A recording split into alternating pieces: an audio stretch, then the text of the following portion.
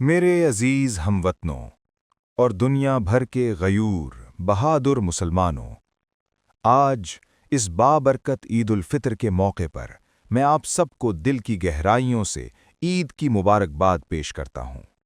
یہ دن صرف خوشی کا نہیں، یہ دن شکر کا ہے، یہ دن صبر کا ہے، اور سب سے بڑھ کر یہ دن اتحاد کا ہے۔ لیکن آج جب ہم خوشیوں میں مصروف ہیں، ہمیں یہ نہیں بھولنا چاہیے کہ ہماری امت ایک نازک دور سے گزر رہی ہے۔ ایسا دور جہاں دشمن نے ہمیں کمزور کرنے کی، ہمیں تقسیم کرنے کی اور ہمارے حوصلے توڑنے کی ہر ممکن کوشش کی۔ مگر میں آج آپ کو یقین دلاتا ہوں، وہ ناکام رہا ہے۔ جی ہاں، وہ ناکام رہا ہے۔ ہم نے مشکلات کا سامنا کیا، ہم نے دباؤ برداشت کیا، ہم آزمائشوں سے گزرے، لیکن ہم جھکے نہیں۔ ہم نے دنیا کو یہ ثابت کر دیا کہ جب ایک قوم متحد ہو جائے تو کوئی طاقت اسے شکست نہیں دے سکتی۔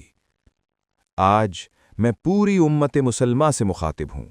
یہ وقت اختلافات کا نہیں، یہ وقت تقسیم کا نہیں، یہ وقت ہے ایک ہونے کا، ایک آواز بننے کا، ایک طاقت بننے کا، کیونکہ ہماری اصل طاقت ہمارے اتحاد میں ہے۔ ہم اپنے ہمسایہ ممالک خصوصاً پاکستان اور افغانستان کے ساتھ امن، بھائی چارے اور مضبوط تعلقات چاہتے ہیں۔ ہم اس خطے میں استحکام، سکون اور ترقی دیکھنا چاہتے ہیں، اور ہم ہر اس قدم کا حصہ بننے کے لیے تیار ہیں جو امن کی طرف لے جائے۔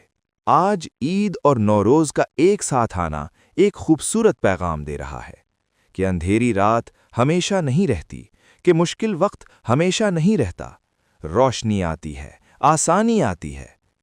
تو میں آپ سب سے کہتا ہوں، صبر کریں، ثابت قدم رہیں اور ایک دوسرے کا سہارا بنیں، کیونکہ یہی راستہ ہے ہماری کامیابی کا۔ اللہ ہم سب کا حامی و ناصر ہو۔ عید مبارک۔